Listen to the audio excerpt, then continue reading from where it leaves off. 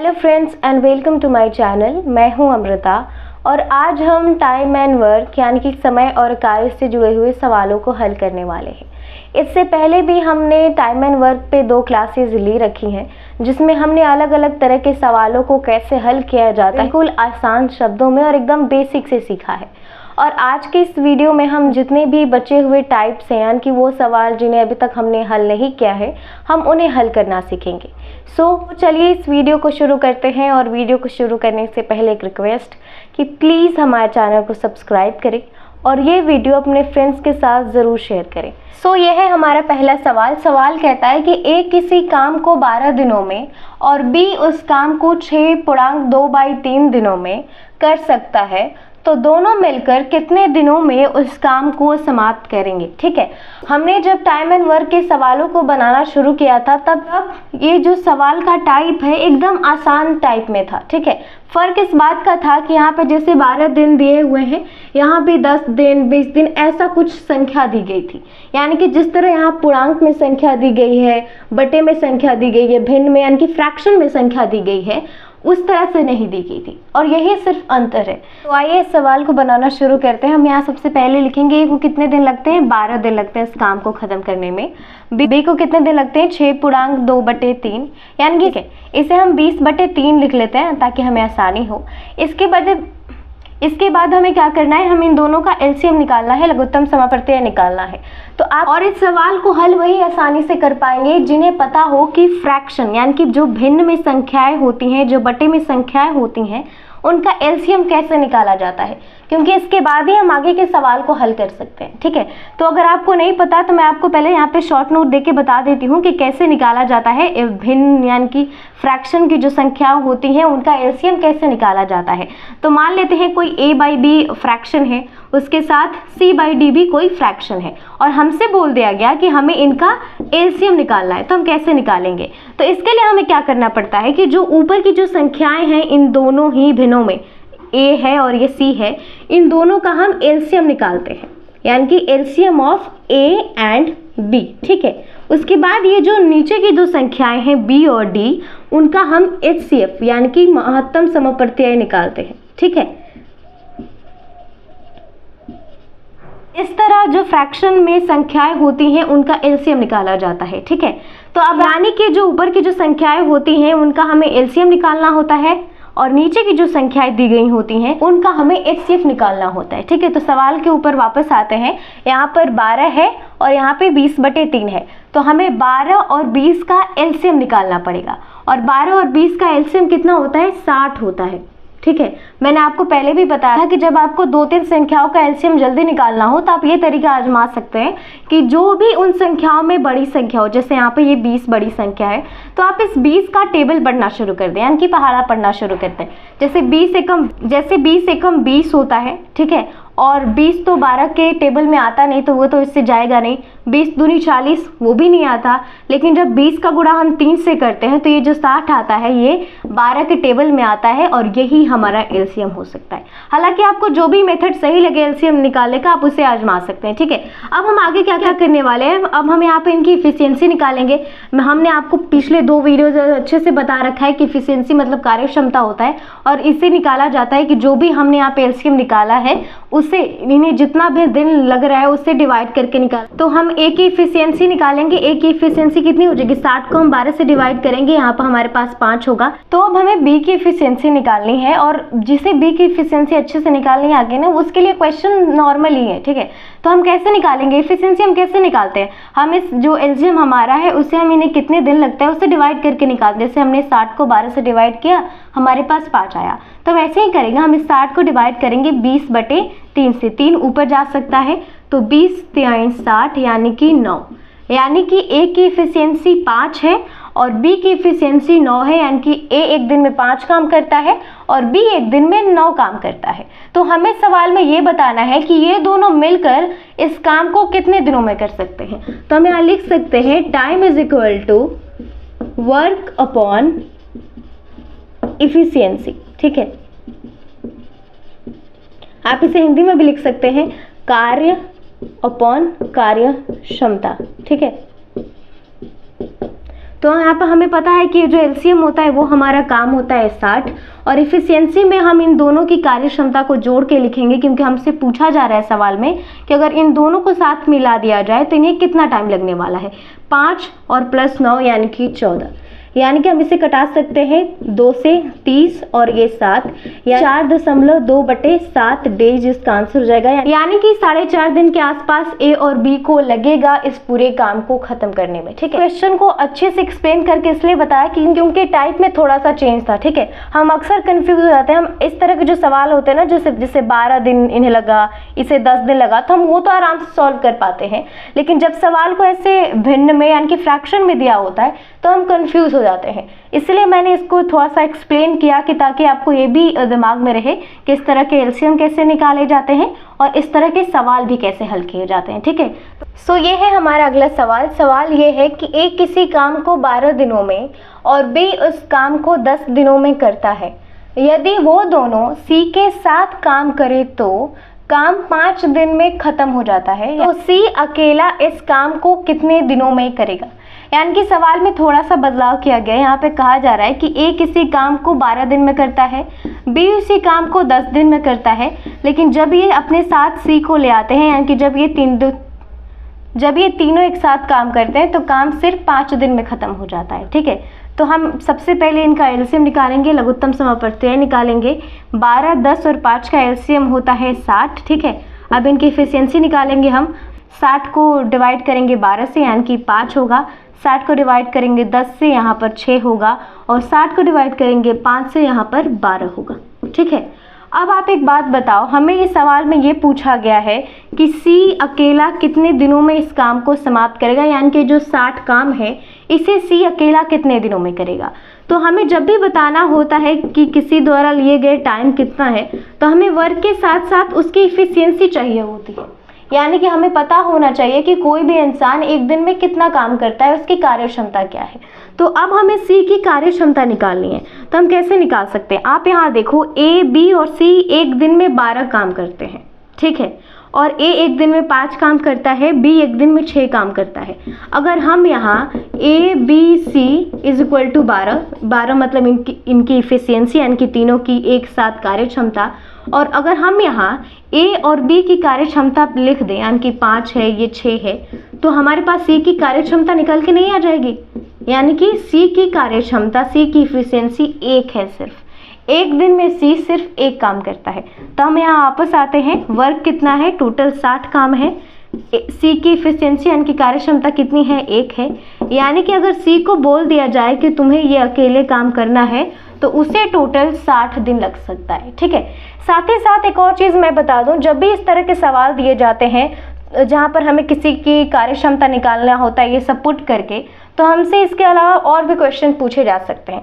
हमसे ये भी पूछा जा सकता था कि अगर बी और सी को एक साथ ला दिया जाए तो कितने दिनों में काम को ये ख़त्म करेंगे। ठीक है, हम यहाँ पे थोड़ा सा आपको एक्स्ट्रा चीज़ बताने की कोशिश करते हैं। जैसे सी की इफिशियंसी 1 है और बी की इफिशियंसी कितनी है, 6 है। तो हमसे ये भी पूछा जा सकता था कि अगर बी और सी को एक साथ ला दिया जाए तो कितना टाइम लगेगा इन्हें, इन दोनों को, यानी कि कितना टाइम लगेगा इन दोनों को एक काम को ख़त्म करने में। टाइम हमें बताना है बी और सी का। तो आप काम देखो, काम कितना है, 60 काम है, और इफिशियंसी सी की कितनी है, 1 है, और बी की कितनी है, 6, यानी कि इनकी इफिशियंसी 7 हो जाएगी। अब हम इसे हल कर देंगे, 7 8 56 और यहाँ पे 4, यानी कि अलग अलग क्वेश्चन बनाए जा सकते हैं। हमें बस ये रखना है कि अगर हमें कार्य क्षमता निकालनी आ गई, हमें एलसीएम अच्छे से हम निकाल पा रहे हैं, तो चाहे टाइप में कितना भी बदलाव आ जाए ना, ये जो एलसीएम मेथड है ना, आपको हमेशा हेल्प करने वाला है। सो ये है हमारा अगला सवाल। सवाल में कहा गया है कि ए किसी काम को 10 दिनों में, बी उसे 15 दिनों में और सी उसे 20 दिनों में समाप्त करता है।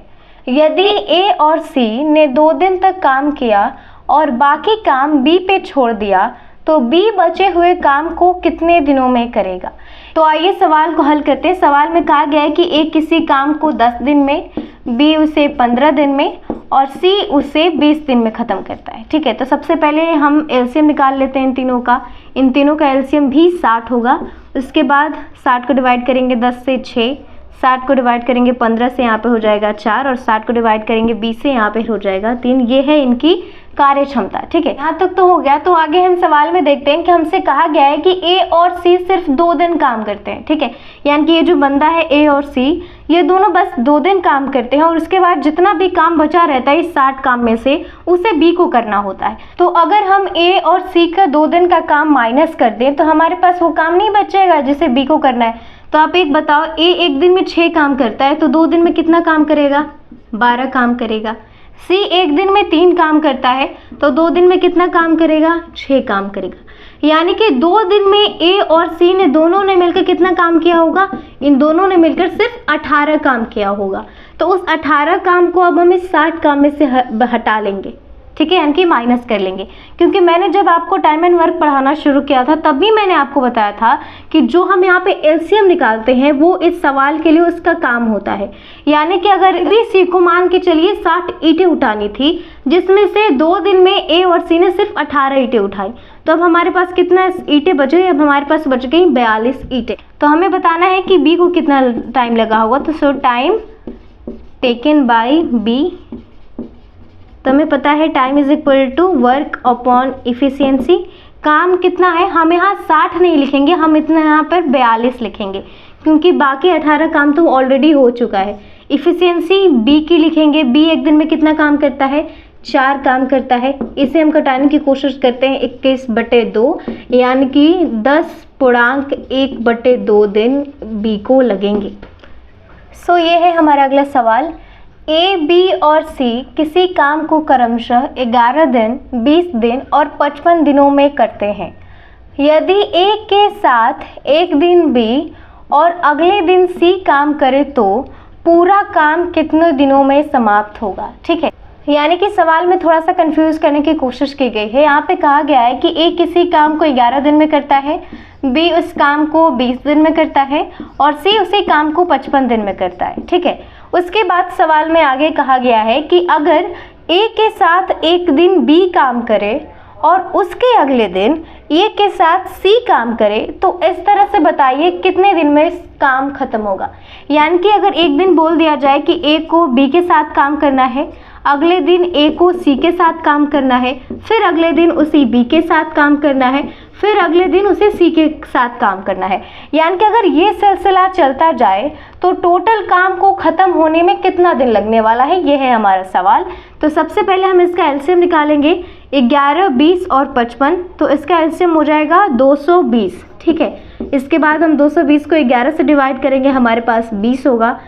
220 को 20 से डिवाइड करेंगे, हमारे पास 11 होगा। और हम 220 को 55 से डिवाइड करेंगे, हमारे पास हो जाएगा 4। ठीक है, अब तो इनकी कार्य क्षमता हमारे पास आ गई। अब हम यहाँ चलते हैं। ये पता है, ये लिखने से हमारा जो सवाल है वो काफ़ी आसान हो जाएगा। ठीक है, तो अब हमें क्या करना है? हमें पता है कि ए को हमें पहले दिन किसके साथ भेजना है? हमें बी को इसके साथ भेजना है, यानी कि 20 + 11। ठीक है, अगले दिन हो जाएगा 20 + 4, क्योंकि अब हमें अगले दिन सी को भेजना था। ठीक है, फिर से हम ए को बी के साथ काम करने को बोलेंगे 20 + 11, फिर हम अगले दिन उसके साथ सी को भेजेंगे 20 + 4। यानी कि इस तरह से हम तब तक करते रहेंगे जब तक हमारे ये जो 220 काम है ये पूरा नहीं हो जाता। तो आप पहले हम इसको जोड़ना शुरू करते हैं ताकि हमें पता चले कि कितना दिन लगने वाला है। तो ये जो है ना वो एक दिन का काम है। ठीक है, ये अगले दिन का काम है, ये तीसरे दिन का काम है, ये चौथे दिन का काम है। अगर आगे भी काम नहीं हुआ तो वो 5वें दिन का काम हुआ। यानी कि ये दोनों एक दिन काम कर रहे हैं और अगले दिन एसी काम कर रहे हैं। ठीक है, यानी कि ए भी एक दिन का काम कर रहे हैं। ठीक है, तो आप यहाँ पे देख लो 31 हो जाएगा, 20 और 11। ठीक है, 20 और 24 हो जाएगा। उसके बाद फिर 31, फिर 24, फिर 31, फिर 24, फिर 31, फिर 24। मैं इसको बार बार नहीं लिख रही ताकि हमें आसानी हो। पहले तो हम जोड़ के देख लेते हैं कितना होता है। तो 31 + 24 यानी कि 55 हो जाएगा, फिर से 55 हो जाएगा, फिर से 55 हो जाएगा, फिर से 55 हो जाएगा। और मुझे लगता है हमारा काम पूरा हो गया, क्योंकि हमने यहाँ पे देखा कि 55 चौके 220 होता है, तो यहाँ 220 काम पूरा हो गया। ठीक है, तो अब हम जोड़ते हैं कि टोटल कितना दिन लगा, क्योंकि गैप चल रहा था ना। एक दिन ए बी के साथ काम कर रहा था, अगले दिन सी के साथ काम कर रहा था, तो हम इससे जोड़ेंगे 1 दिन, 2 दिन, 3 दिन, 4 दिन, 5 दिन, 6 दिन, 7 दिन और 8 दिन। यानी कि time taken by A and B and C is equal to 8 दिन, यानी कि 8 डेज। इन्हें टोटल 8 दिन लग रहे हैं, ठीक है। और एक इम्पॉर्टेंट बात, जब भी इस तरह के सवाल पूछे जाते हैं तो ये भी कर दिया जाता है कि एक दिन का गैप दे दिया जाता है, ठीक है। यानी कि एक दिन ए बी के साथ काम करेगा और एक दिन गैप लेगा, फिर ए और सी के साथ काम करेगा। तो उस टाइम में आप क्या करेंगे कि आप उस टाइम में एक बीच में ब्लैंक जगह छोड़ देंगे, ताकि आप लास्ट में जब दिनों की संख्या जोड़ें तो आपको आसानी हो, ठीक है। सो अब अगले टाइप की ओर बढ़ते हैं हम। सो ये है हमारा आज का लास्ट सवाल। 6 महिलाएं या 4 पुरुष किसी काम को 18 दिन में समाप्त करते हैं, तो 3 महिलाएं और 10 पुरुष कितने दिनों में इस काम को करेंगे, ठीक है। तो मैं आपको एक बात बता दूं, यहाँ से जो हमारे सवाल का लेवल है वो थोड़ा सा डिफ़िकल्ट होता जाएगा, लेकिन अगर आप स्टार्टिंग में थोड़ा सा पेशेंस के साथ इसे सीखने की कोशिश करेंगे तो आपके लिए सबसे इजी जो टाइप है वो भी यही होने वाला है, ठीक है। तो हम आइए इस सवाल को हल करते हैं। सवाल में कहा गया है कि 6 महिलाएं हैं या फिर 4 पुरुष, इन दोनों को किसी काम को करने में 18 दिन लगता है, ठीक है। यानी कि चाहे आप 6 महिलाओं से काम कराएं या फिर 4 पुरुषों से काम कराएं, इन दोनों को 18 दिन लगता है इस काम को ख़त्म करने में, ठीक है। तो हमसे पूछा गया है कि 3 महिलाएं और 10 पुरुष जब एक साथ काम करेंगे तो ये जो काम है ये कितने दिनों में ख़त्म होगा, ठीक है। और हमें पता है कि हमें जब भी बताना होता है कि कोई भी किसी काम को कितने दिनों में कर सकता है, तो हमें सबसे पहले उसकी इफ़िशियंसी यानी कि उसकी कार्य क्षमता का पता होना चाहिए। क्योंकि जब तक हमें ये नहीं पता हो कि एक दिन में कोई इंसान कितना काम करता है, तब तक हम ये नहीं बता सकते कि वो किसी काम को करने में उसे कितना दिन लगने वाला है। तो सबसे पहले हम क्या करेंगे, सबसे पहले हम इन दोनों की इफ़िशियंसी निकालेंगे, यानी कि महिलाओं की कार्य क्षमता कितनी है और पुरुषों की कार्य क्षमता कितनी है, हम उसे निकालेंगे। और इसके लिए हम 6 फीमेल बराबर लिख देंगे 4 मेल की, क्योंकि आप यहाँ सवाल में ही देखो, सवाल में कहा गया है कि 6 महिलाएं हों या फिर 4 पुरुष हों, इन दोनों को जब भी इस काम करने को बोला जाता है तो इन्हें 18 दिन लगते हैं, ठीक है। यानी कि 6 महिलाएं बराबर हैं 4 पुरुष के। अब हम आगे क्या करेंगे, हम इसे जैसे सिंपली हल कर लेंगे, उसे हम इसे 2 से कटा सकते हैं, 2 3 6, 2 दूनी 4, यानी कि 3F = 2M। तो आगे हम इसको ऐसे नहीं लिख सकते, मेल अपॉन फीमेल = 3/2, ठीक है। क्योंकि अगर हम इसको क्रॉस मल्टीप्लिकेशन करेंगे तो इतना ही आएगा, 2M = 3F। लेकिन इस तरह से लिखने के बाद इन दोनों की जो सामने की जो संख्याएं होंगी ना, वही इनकी कार्य क्षमता होगी। यानी कि एक पुरुष की कार्य क्षमता एक दिन की 3 काम करने की होगी और एक महिला की कार्य क्षमता एक दिन की होगी 2 काम करने की, ठीक है। यानी कि अब हमारे पास इन दोनों की कार्य क्षमता आ गई कि एक पुरुष एक दिन में कितना काम करता है, एक महिला एक दिन में कितना काम करती है। लेकिन अभी तक हमें ये नहीं पता है कि जिस काम को करने में 6 महिलाओं को और 4 पुरुष को या फिर 4 पुरुष को 18 दिन लगते हैं, वो काम आखिर है कितने का, ठीक है। तो सबसे पहले हम वर्क निकाल लेंगे, यानी कि कार्य आखिर है कितना, और कार्य बराबर होता है इफ़िशियंसी इंटू टाइम, यानी कि कार्य क्षमता गुणा समय, ठीक है। क्योंकि हम बहुत बार ऐसे लिखते आ रहे हैं कि time taken = work upon efficiency, तो क्या हम ऐसे नहीं लिख सकते कि वर्क बराबर इफ़िशियंसी इंटू टाइम, ठीक है। एग्जाम्पल ले लेते हैं, अगर कोई इंसान एक दिन में 2 ईंटें उठा सकता है और उसने 2 दिन तक काम किया है, तो अगर हम इन दोनों का गुणा कर दें तो हमारे पास ये जो 4 आएगा वो ये नहीं बता रहा है कि जो टोटल काम था वो सिर्फ 4 ईंटें उठाने का था। तो इसी तरह अब हम क्या करेंगे कि पूरा काम था कितने का, हम उसे निकालने वाले हैं, ठीक है। तो इफ़िशियंसी में आप महिलाओं की इफ़िशियंसी का भी इस्तेमाल कर सकते हैं या फिर आप पुरुष की कार्य क्षमता का भी इस्तेमाल कर सकते हैं। तो सबसे पहले हम यहाँ पे मैन की जो कार्य क्षमता है उसे यूज़ करने की कोशिश करते हैं।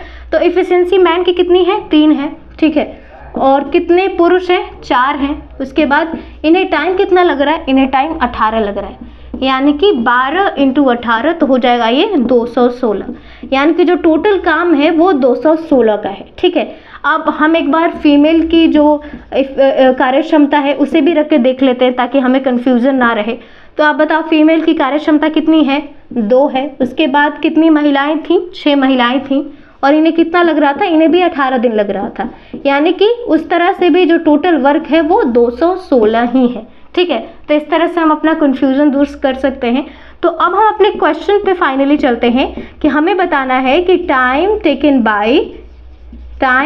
Bye 3 females and 10 main. ठीक है, हमें बताना है कि 3 महिलाएं और 10 पुरुष इस 216 काम को कितने दिनों में करेंगे।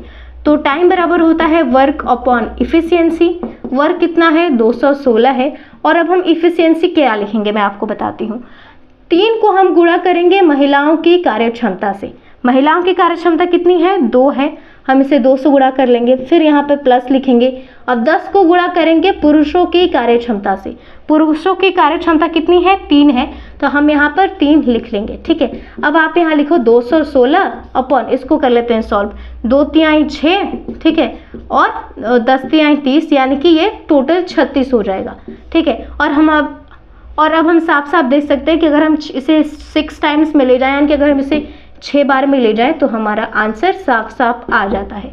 यानी कि 3 महिलाओं को और 10 पुरुष को इस 216 काम करने के लिए पूरे 6 दिन का समय लगेगा। ठीक है, आज के इस वीडियो में इतना ही। अगले वीडियो में महिलाओं की संख्या, पुरुषों की संख्या से जुड़े हुए और भी तरह के जो सवाल हमसे पूछे जाते हैं, हम उन्हें भी सॉल्व करेंगे।